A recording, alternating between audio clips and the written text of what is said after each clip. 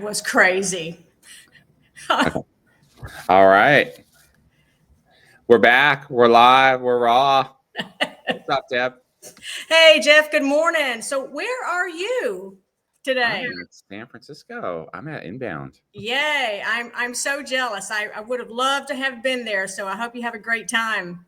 Oh, it's awesome. Energy is fantastic. This is actually the first one I've been to. Our team's been to it before, but they really, really do a nice job. Yeah, they really do. Yeah, a lot of great content. Looking forward to the sessions. So what are we talking about today, Jeff? Well, our title for this is "We're Eating Our Young," so we're not training our people well enough, you know. No, we're not. Well, now let's be very clear. Pedowitz Group is the #1 trainer for the industry, right? That is true. We've spun up a lot. We have spun up a lot of young, talented marketers, and they get a lot of exposure very quickly across a lot of different clients in a lot of different situations. And then they go on to make big bucks. So, you know, I would say that we're one of the main training stays of the industry right now. When I say we, I meant we, you know, marketers and generally, you know, across. Oh, yeah, we suck at that. I mean, have you ever walked into a marketing organization that even had any kind of training program consistently for marketers? Hell no, it doesn't exist. Definitely no. You know, you still have the bigger companies have the good solid leadership and management training programs. Those still exist, but ongoing, especially at the rate that marketing's changed. You know, Jeff, marketing doesn't even have a marketing enablement function. Why does sales have a sales enablement function to make sure they can do their job at top performance, but marketers have nothing like that? I bet you less than 1% of companies in America at least have any kind of marketing enablement function in their organization. Maybe 2%. Okay, maybe 2%. And if you think about all of the stuff that marketers have to know now, I mean, the knowledge base is just like expanding, and everything touches on everything else. And yet there is no consistent curriculum to train marketers. Why is that? Yeah, you know, I mean, obviously, we were like thinking about what we wanted to talk about today. I think it's several things. I mean, first of all, most companies in general, they don't commit money to training per head. It's a very small amount. You usually get maybe anywhere from $500 to $1,500 per person per year. It's not a lot. And a lot of times that gets consumed with either going to a conference or maybe there's one certification or something that people can pursue. But ongoing, it's just not in the budget. It's just considered an afterthought.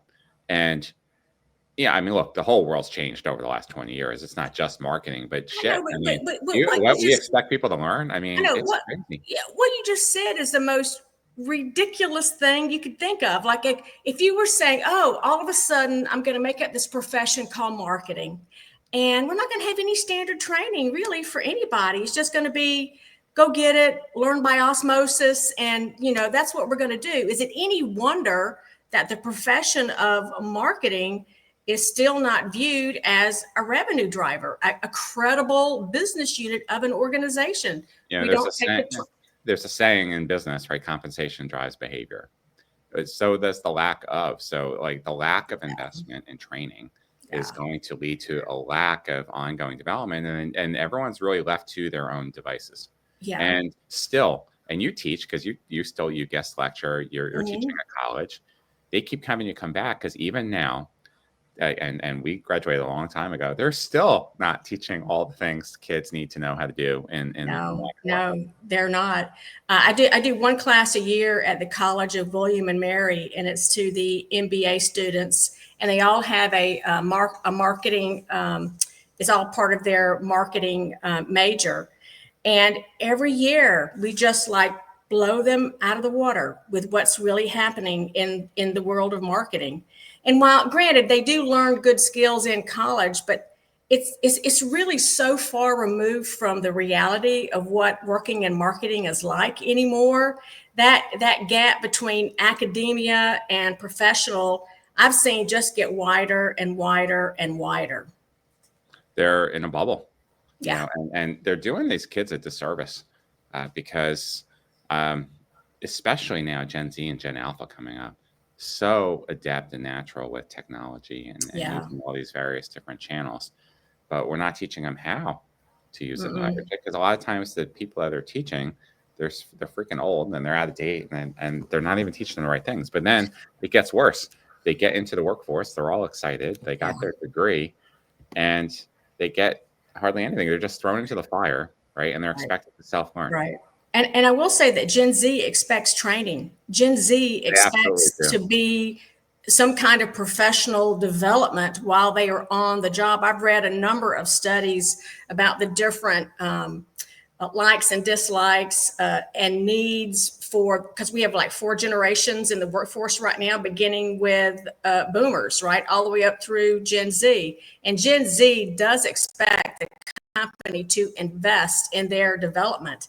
And we're just not seeing that in the world of marketing. As a matter of fact, Jeff, and we were talking about this earlier, we see marketers, who will lose somebody because they're not being professionally developed and they know they have a lot to grow. So rather than spending money to develop that person, they'll spend another $50,000 to get somebody else to take their place. Which right? is crazy, right? Because they pay a recruiter, they Yeah. have all the downtime, and it's so stupid. They could have spent a quarter. Oh, of they could have that taken money. that $50,000 Yeah, and they done could a have trained the whole lot freaking team, to help they've train the gotten team. everybody like basically MBA level trained. And now with AI, there's actually no excuse. It's so easier now to get the knowledge. I actually was watching the news last night, and they were interviewing a woman who just started a private school, no teachers. It's all AI led. Every student has a personalized curriculum. Now it's still supervised by Now, you do have to develop the curriculum, right? That's what I meant. Which Like it's means, supervised by yeah, professional right. curriculum No. developers. But what I mean is, you have to have some processes in Of place course to you do. develop that Yeah, curriculum, but what I'm right? saying though is For trainers, right? I'm not saying use AI like we've been using YouTube, tell people to go do it and learn it themselves. No, you're right. But it becomes a great equalizer because It you now is. have access. You could develop specific classes. You can train AI on your own brand, your own guidelines. You can have it research everything you've done for the last 10 years and then guide it to build a curriculum. So now people can come in, they can take short videos. You can do Q&A. Chatbots now can learn your entire marketing business, marketing operation in 5 minutes. Like we just did this ourselves with the revenue marketing index. Yeah. I mean, so there's no excuse Yeah, why you can't make a little bit of an effort to develop training for your people, and then training drives. It's so easy. It's so easy to do now. But again, you have to have core processes that you want to train people on.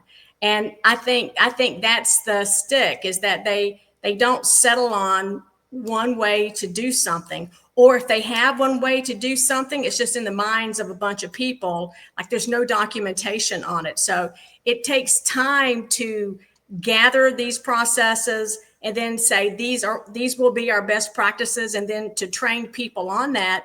But again, the job of marketing has become so much more complex. It really needs to have a marketing enablement function, like sales has a sales enablement function. And there are 2 problems there. You go back to the RACI chart, right? You either have too many people or no one accountable. Yeah. So if everyone is accountable, no one's accountable. Training becomes a team function. It's not going to get done.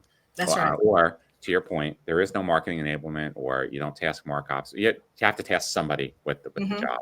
And then you don't have anybody that's their main job to do it. It still doesn't get done. Yeah. So then here we are. I remember, so I've been teaching at the College of William and Mary for close to 15 years. And about 6 years ago, maybe 6 years ago, I started bringing another guest lecturer with me. And this year it was a good friend, Dan Brown, who had run marketing operations for a company out of Atlanta for many years. And I think this was the first time that MBA group had heard about marketing operations. And we had a lot of analytical people in the group that year, and they were so excited about what Dan was talking about, what the role of marketing operations is. And at the end of Dan's talk, one enterprising MBA student raised their hand and said, Mr. Brown, he said, how could we come to work for you? And Dan looked at the entire audience and he said, I wouldn't hire any of you. And it was like you could hear a pin drop. And his comment was, you simply don't have the skills. And I know you're getting a very expensive MBA, but you don't have the practical skills that I need to be part of my marketing operations team. Now, what does that say? Yeah, and then that whole adage is, I can't hire because you don't have enough experience. How do you get experience if you can't get hired? But it becomes a self-fulfilling prophecy. I mean, to me, and of course, I love sports. We were talking about the Alabama game over the weekend. Woo! Florida State, you felt better about that than I did because you went to Auburn.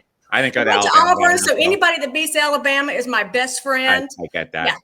Yeah. But if you look at a lot of the professional leagues, baseball, basketball, they have these development leagues, right? They have a formal thing where you're training people, and even in our public schools, that they're developing kids all the way through.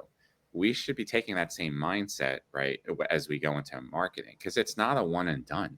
Our field is changing at record pace. I mean, here at the conference, the amount of stuff that we're talking about and the pace, it's not just HubSpot, of course, that's innovating. All the tech companies are innovating, but what marketers are now expected to learn and pivot to over the next 3 to 5 years. If you thought the last 5 to 10 years was change, strap in, because we're on a rocket ship here. Yes, we are. And frankly, most companies are just not prepared. Even with, AI, they're dabbling. I mean, look, it's good that they're dabbling. If they're using ChatGPT and Claude to create some content, fine, you got to start somewhere. But that is the teeny bit scratching the surface. And we talked about this last week. And so how do you teach people to develop agents? How to have interoperability? How do you operationalize brand across multiple channels? I mean, it's just exactly. And it's not just the technical skills. If you think about the workforce of today and the workforce of the future, their ability to work under pressure, their ability to work in an environment of a lot of ongoing change is something that requires, adaptability skills, the ability to collaborate skills, some of the softer skills as well. And those are so far down the line to train anybody on. Yeah, just like data. They're lucky if they can get the tech skills in a formal classroom situation, let alone the softer skills that help you be a successful marketer in a very chaotic environment. Change management is always an afterthought. Always. They're like, yeah, we know we have to do change because we have this major initiative. They dabble in it.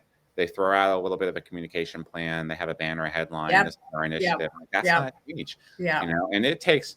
Now we see this all the time. I mean, you have to have dozens, hundreds, thousands of conversations with your employees over and over in a way that they need to hear it, so they can understand what it means to them. It's not that people don't want to change; they just don't want to be changed. They don't want to force upon them. And they have to be part of the change, and they have to be empowered, and they have to understand what's in it for them. This idea of just forcing change from the top down doesn't work. Plus, I mean, come on, Jeff, admit it. When we're talking about AI, that change is not from top down. That change is from bottom up, because it's the frontline people who are messing around and playing around with AI that really are creating the leaps and bounds of potential growth in organizations today, because this stuff is changing so fast. It's not like this, there's an executive team up here. All they know is, oh my God, we got to do something with AI. We got to do something. I don't know what it is, but we got to do something with AI. Pace, it's mind blowing. And look, just like every major innovation, there's going to be a whole new field of jobs that all of us haven't even imagined. Roll back the clock 30 years ago. No internet, no email, no social. Actually, I was thinking about that the other day. I was thinking about when there was no internet, when we didn't have cell phones. It's like, how the hell did we live? Yeah, right? We had to write letters or go, actually walk. Get on the phone. The phone had a long cord on it, That one. Exactly. Oh my gosh, I still remember the telephone number from the house I grew up in. That's awesome. 66121.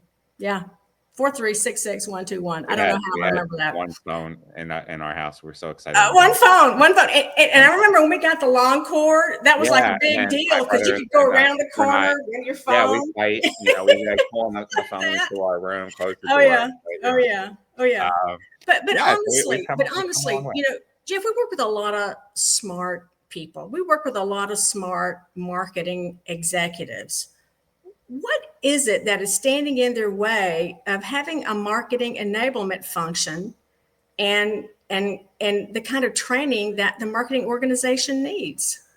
The same thing that stands in the way of them strategic planning or doing anything else. It's they're so busy running on the wheel, Yeah, can't stop long enough to take a breath yeah, and plan. yeah, So much pressure to perform now. Even yeah, if you're not at a public company, you're private equity owned, or even if not, like today, now, got to get leads now, got to get revenue now. yeah. Look, and the reality is, I get it, but marketing doesn't work that way in most cases. And in a B2B modern sales cycle, if your sales cycle is 6 to 18 months, how the fuck do you produce an immediate result? Like, it's just, but so the expectations are so massive and unrealistic. They are. They absolutely are. But the good ones, and there are, and we know them. I mean, I think they're just finding ways to get wins in any way they can. Yeah. Small and pragmatically. It is. I mean, it is definitely a pressure cooker, but I've said it once and I'll say it again. We see massive failure in marketing leadership over and over because they won't stand up for what is needed and what is right to effectively run marketing as a business unit. And having a well-trained workforce is part of that. And the other thing I'll say is this, because I have given this a lot of thought recently. Yes, AI is changing the world. It's changing everything that we know, how we go to market, what we do, the kind of results we can drive. It's changing everything. But the key thing for the marketing organization of the future is not AI or technology. It's going to be human performance. How your team can respond to and take advantage of all of that change. So it's not just the training on the technical. It's how do we help our marketers thrive in pressure cooker situations? What are the skills, the knowledge, and attitudes that they need to be successful? From a soft skill standpoint, then we're also hiring for some different things. And not that maybe marketers weren't already. Certainly you want people with a good EQ, but it sounds like we should be hiring for adaptability. Oh, absolutely. I think that is the number one thing. And also resilience, quite frankly, because you're going to get knocked down. You're going to be going down a road. The CEO says we're changing direction and then all your work goes out. I mean, those kinds of things happen every day. So yeah, resilience is going to be, and adaptability. Those are two things. It's funny because we've been also ourselves innovating and changing at the speed of light. And I'm at this conference one day already, and I turned to Match and I'm like, holy shit, we got to rebuild this all again. Just because I'm seeing what's coming. Yeah. And it's gonna be it's and I get it. I understand. Well, and that's why it's important. Training is not just sitting in the classroom. It's also having constant discussions with the market. Going to conferences like Inbound and meeting people and seeing what they're thinking and seeing what's coming, right? And I think more than ever, marketing executives need to be in the market, not just within their company, to stay abreast of what's going on so they can pivot quickly. Yeah, that's remember from Friends, pivot. So yeah, it's pivot, train, adapt. So I think, well, and here's the thing. Investment in training doesn't mean that you got to be taking your team out for 20 hours a week or whatever. It's just small incremental stuff. I mean, if you just allocate an hour a week, and then encourage them, gamify it, make it fun. There's a lot of ways. It's not just about and that's especially true for Gen Z, who want to be more collaborative, who want to feel like they are part of something, like they are part of more of a family that supports one another. So that's very important for this newest generation that basically is running marketing today. Well, definitely the budget helps, but even if you don't, that's what I'm saying. Like now with AI, you don't need a massive budget, but what you do need is you need a commitment, you need a plan, you need someone to own it, okay, and then you got to go do it. Absolutely. I mean, if you do those four things, it would be nice to have the extra budget, but you can still get the team trained. And let me just say one thing, because I spent many years in the learning and training industry, And I've worked with some of the largest sales training companies in the business, and I've done a lot of sales training. And so when I think about marketers, I think about what if you as an organization had a relevant curriculum, right? And everybody on your team, whether you had 2 people or 200 people, had all these various certifications that they had to pass. These are your certifications, right? Whether that's in an area of AI, or whether that's in advertising, or whether that's in whatever it's in. But you keep those skills sharp and up to the latest level. And then people who get trained help workers who work with them also learn. So that effect just multiplies out. We need to do a cost benefit analysis on that as a paper. We need to do that because I think that human performance in this crazy, wacky, AI driven world is going to be one of the keys between the winners and the losers.